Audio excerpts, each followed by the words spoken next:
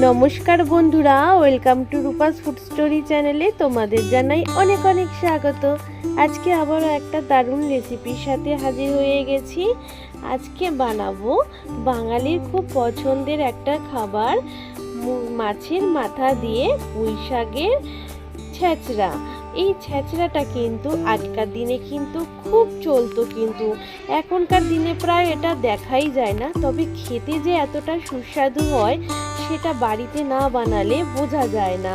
একদম পুরো অনুষ্ঠান বাড়িতে যেভাবে রান্না করা হয় পুঁই শাকের ছেঁচড়া মাছের মাথা দিয়ে, আজকে চেষ্টা করব সেইভাবেই তৈরি করার মতো। আর তোমাদের সঙ্গে পুরো রেসিপিটা আমি শেয়ার করব। আর এই রেসিপিটা গরম ভাতের সাথে খেতে কিন্তু বন্ধুরা অসাধারণ লাগে। সেটা বাড়িতে একবার হলো বানিয়ে খেয়ে দেখো, দারুণ লাগবে।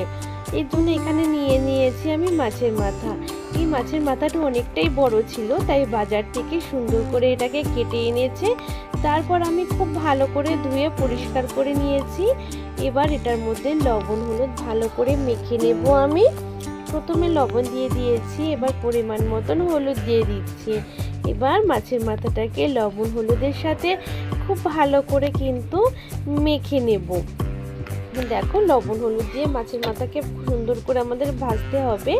আর এখনো পর্যন্ত যেসব বন্ধুরা আমার চ্যানেলটিকে সাবস্ক্রাইব করোনি তাদেরকে বলছি, অবশ্যই প্লিজ বন্ধুরা তোমরা আমার এই ছোট্ট চ্যানেলটাকে অবশ্যই সাবস্ক্রাইব করে নিও এবং বেল বটনটাকেও অবশ্যই প্রেস করে দিও, যাতে আমি যখনই কোনো নতুন ভিডিও আপলোড করব সেই ভিডিও নোটিফিকেশান সবার আগে তোমাদের কাছে পৌঁছে যাবে। আর তোমরা সবাই আমার খুব ভালোবেসো এবং আমার পাশে থেকো। দেখো, এখানে কিছু সবজি নিয়েছি। তার মধ্যে নিয়েছি ছোট করে আলুটাকে ছোট করে কেটে নিয়েছি। এখানে নিয়েছি শাকের ডাঁটা, সবুজ যে শাকগুলো সেই ডাঁটা নিয়েছি এখানে পুঁই শাক। যেহেতু পুঁই শাকটাই তো এখানে আরও আসল। এখানে দেখো, পুঁই শাকের ডাঁটাগুলো অনেকটাই মোটা, তাই আমি মাঝখান থেকে একটু করে কেটে নিয়েছি, যাতে পুরো তরকারির টেস্ট এই ডাঁটার মধ্যে মিশে যাবে বা ঢুকবে, খেতে ভালো লাগবে। আর নিয়েছি কাঁঠালের বীজ। কাঁঠাল কিন্তু এখন খুব সবার ঘরে প্রায় থাকে, সেই বীজগুলোই আমি একটু নিয়েছি, খেতে ভালো লাগবে। নিয়েছি ঝিঙে, ছোট ছোট করে কেটে নিয়েছি। আর নিয়েছি বেগুনটাকেও একটু ছোট করে কেটে নিয়েছি। তোমরা চাইলে আরও সবজি এখানে দিতে পারো নিজেদের মন পছন্দ অনুযায়ী। আর দেখো, শাকগুলোকে আলাদা করে আমি ধুয়ে পরিষ্কার করে কেটে রেখেছি। শাক বেশি ছোট করতে হবে না, বড় করে রাখলেই হবে, কারণ এটা রান্না করার পর একদমই প্রায় মিশে যায়। এরপর একটা কড়াই ভালো করে গ্যাসের উপরে গরম করে নিয়েছি। দেখো, তারপর দিয়ে দিয়েছি সামান্য 1 চামচ মতন ধনিয়াটাকে প্রথমে একটু নেড়ে নিয়েছি, ধনিয়াটা ভাজতে একটু টাইম লাগে। তারপর দিয়ে দিলাম আবারও 1 চামচ মতন জিরে। এবার ধনিয়া আর জিরেটাকে খুব ভালো করে কিন্তু আমি একটু ভেজে নেব। এটা সুন্দর করে ভাজতে যখন দেখব সুন্দর একটা গন্ধ বেরোচ্ছে, তখন বুঝতে হবে যে আমাদের এই মশলাটা খুব সুন্দর ভাজা হয়ে গেছে। আর এই ভাজা মশলাটা ঠিক কখন ব্যবহার করলে বা দিলে আমাদের তরকারিটা বেশি টেস্টি হবে, সেটা অবশ্যই বন্ধুরা তোমরা প্রথম থেকে শেষ পর্যন্ত ভিডিওটা দেখো, তাহলেই বুঝতে পারবে। এরপর দেখো, আমি মশলাটাকে নামিয়ে ঠান্ডা করে তারপর গুঁড়ো করে নেব সুন্দর করে। আর এখানে দিয়ে দিয়েছি কড়াইতে সর্ষের তেল, বেশ কিছুটা সর্ষের তেল দিয়ে দিয়েছি। যেহেতু এখানে আমার অনেকটাই মাছের মাথা রয়েছে, এগুলো ভাজতে অনেকটাই তেল লাগবে, তাই প্রথমেই আমি একটু বেশি করে তেলটা দিয়ে দিলাম। একেবারে রান্না কমপ্লিট করে নেব এই তেলেই। তা এরপর দেখো, তেলটাকে কিন্তু বন্ধুরা খুব সুন্দর করে আগে খুব ভালো করে আমাদের গরম করে নিতে হবে, যাতে মাছগুলো আমাদের না আটকে যায়। এবার খুব ভালো করে তেল গরম হয়ে গেলে দিয়ে দেব মাছের মাথাগুলো দিয়ে খুব সুন্দর করে কিন্তু উলট পালট করে ভেজে সুন্দর লাল লাল করে ভেজে নিতে হবে। মাছটা যদি ভালো করে ভাজা না হয় তাহলে তরকারিতে কিন্তু একটা আস্তে গন্ধ বেরোবে। তাই অবশ্যই বন্ধুরা মাছগুলোকে কিন্তু আমাদের মাছের মাথাগুলোকে খুব ভালো করে কিন্তু সুন্দর করে কিন্তু লাল লাল করে কিন্তু ভেজে নেব।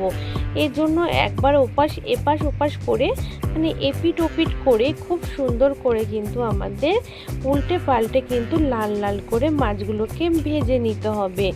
আর এই পুঁই শাকের ছেঁচড়া কিন্তু নামটা শুনতে একটু খারাপ হলেও কিন্তু বন্ধুরা খেতে কিন্তু অসম্ভব টেস্টি হয়। আর যদি এটা শীতকালেও আবার বানানো যায়, মূলও দেওয়া যায়, তাহলে তো বন্ধুরা কথাই নেই, আরও বেশি টেস্টি হয় খেতে। যেহেতু এখন গরমকাল, এখন মূলোর সিজন না, তবু এই সমস্ত সবজিগুলো দিয়ে করলেও কিন্তু অসম্ভব টেস্টি হবে খেতে। আর গরম ভাতের সাথে তার কোনো বন্ধুরা কথাই নেই, এক থালা ভাত তোমার এক নিমেষেই শেষ হয়ে যাবে, এতটাই টেস্টি হয়। আর এখানে দেখো মাছ ভেজে সমস্ত মাছগুলো একভাবে ভেজে নিয়েছি একইভাবে। তারপর কড়াইতে তেলের মধ্যে দিয়ে দিয়েছি প্রথমে শুকনো লঙ্কাটাকে একটু ভেজে নিয়ে 1 চামচ মতন পাঁচফোড়ন সোমবারে দিয়ে, তারপর আদা আর কাঁচা লঙ্কা, আদা বাটা দিয়েছি। আর কাঁচা লঙ্কাটা নিজেদের পছন্দ অনুযায়ী ঝাল বুঝে দেবে, কতটা তোমরা ঝাল খাও সেই অনুযায়ী। আমি লঙ্কাটাকে কিন্তু একটু থেতো করে নিয়েছি। আদা লঙ্কাটা একটু ভাজা হলে দেখো এখানে দিয়ে দিয়েছি একটা তেজপাতাও। এবার খুব সুন্দর করে কিন্তু এগুলোকে ভেজে নিয়েছি। এরপর দিয়ে দিলাম পেঁয়াজ কুচি। এখানে আমি দেখো মিডিয়াম সাইজে 2টো পেঁয়াজ কুচি করে নিয়েছি, সে পেঁয়াজ কুচি এখানে দিয়ে দিলাম বন্ধুরা। এবার কিন্তু খুব সুন্দর করে পেঁয়াজটাকে একটু হালকা লাল করে আর নরম করে আমাদের ভেজে নিতে হবে। দেখো অনবরত নাড়াচাড়া করব। যখন দেখো পেঁয়াজটা হালকা নরম হয়ে এসেছে এবং হালকা দেখো একটু রং ধরেছে, তখন যে আমরা সবজিগুলো কেটে রেখেছিলাম, সেই কেটে রাখা সমস্ত সবজিগুলো কিন্তু আমরা দিয়ে দেব।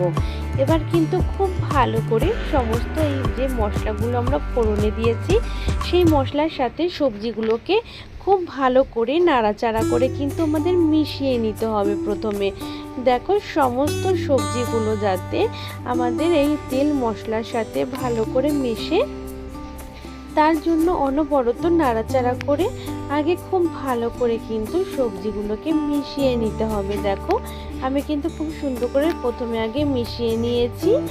এরপর এখানে আমি দিয়ে দেব স্বাদ অনুযায়ী লবণ। তা লবণটা দিয়ে দিয়েছি।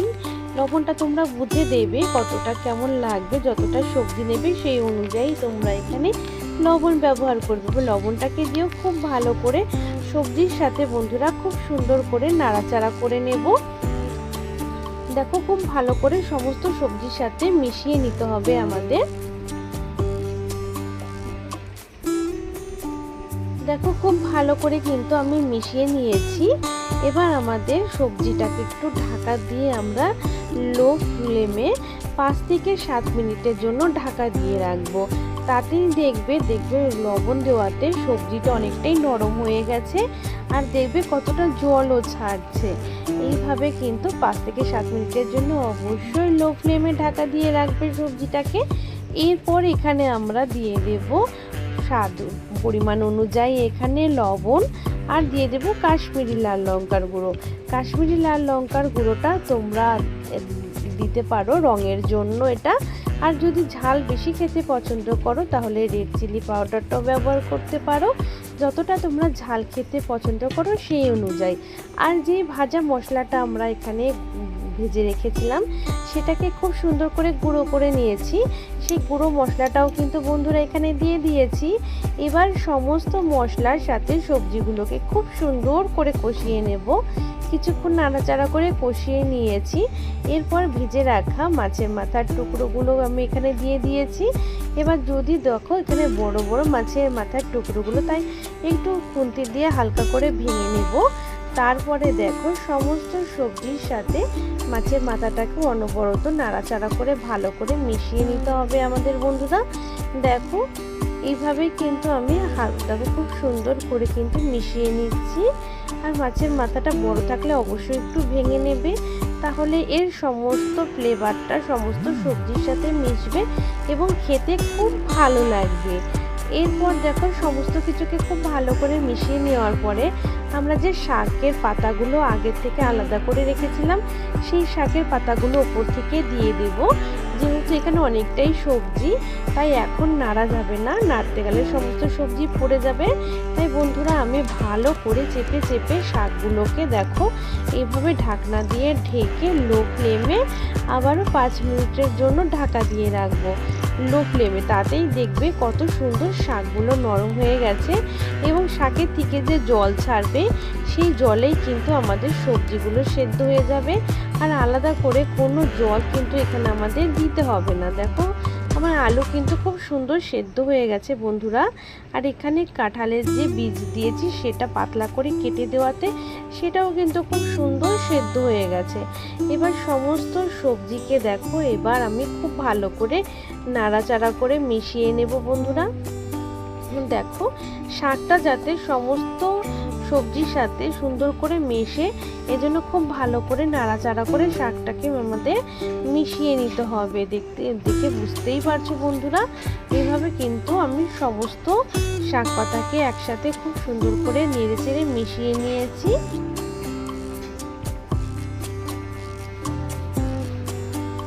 আবারও কিন্তু একটু পরপর আমি কিন্তু এগুলোকে কিন্তু রান্না করব। এখানে কিন্তু আমি দেখো এবার কিন্তু সমস্ত সবজি যেহেতু আমাদের সেদ্ধ হয়ে গেছে, তাই আমি হাই হিটে রেখেই কিন্তু এবার সমস্ত সবজিকে খুব ভালো করে বারে বার নাড়াচাড়া করে নিয়েছি। এরপর এখানে দিয়ে দেব স্বাদের জন্য, এখানে সামান্য একটু চিনি ব্যবহার করব। সামান্য একটু চিনি দিলে এটা কিন্তু খেতে দারুণ লাগবে বন্ধুরা। তারপর খুব ভালো করে নাড়াচাড়া করে নিলে 2-3 মিনিটের জন্য রেডি হয়ে গেল আমাদের মাছের মাথা দিয়ে পুঁই শাকের ছেঁচড়া। নামটা শুনতে খারাপ হলেও খেতে কিন্তু বন্ধুরা অসাধারণ। গরম গরম ভাতের সাথে পরিবেশন করো, বাড়ির প্রত্যেকে খেয়ে কিন্তু খুব খুশি হবে এবং এক থালা ভাত কিন্তু এক নিমিষে শেষ হয়ে যাবে। কতটা সুন্দর হয়েছে দেখো, একদম গামাখা মাখা থাকবে, এটা কিন্তু কোনো ঝোল হবে না, ঝোল থাকলে কিন্তু ভালো লাগবে না বন্ধুরা। এইভাবে গামাখা মাখা পুঁই শাকের ছেঁচড়াটা হবে আর ভাত দিয়ে খেতে কিন্তু অসাধারণ লাগবে। তাই আজকে রেসিপিটা নিশ্চয়ই বন্ধুরা তোমাদের কাছে খুব ভালো লাগবে। আর ভালো লাগলে অবশ্যই কিন্তু তোমরা এই ছোট্ট বন্ধুর ভিডিওটাতে অবশ্যই একটা লাইক করো এবং এই ভিডিওটা আরও অন্য বন্ধু এবং ফ্যামিলি ফ্রেন্ডের মধ্যে বেশি বেশি করে শেয়ার করে দিও। আর যদি আমার চ্যানেলে নতুন বন্ধু এসে থাকো তাহলে কিন্তু অবশ্যই এই ছোট্ট বন্ধুর চ্যানেলটাকে কিন্তু অবশ্যই সাবস্ক্রাইব করে নিও, বেল বটনটাকে প্রেস করে দিও, যাতে সবার আগে তোমার কাছে আমার নতুন নতুন ভিডিওর নোটিফিকেশান পৌঁছে যাবে এবং তুমি আমার সমস্ত ভিডিওগুলো সবার আগে দেখতে পাবে। তোমরা এইভাবে সবসময় আমার সাথে থেকো, পাশে থেকো এবং তোমাদের ভালোবাসার হাতটা বাড়িয়ে দিও। আগামী দিনগুলো তোমাদের হাত ধরে এগিয়ে যেতে চাই। আবারও নতুন রেসিপির সাথে হাজির হয়ে যাব। তোমরা খুব ভালো থেকো, বাই।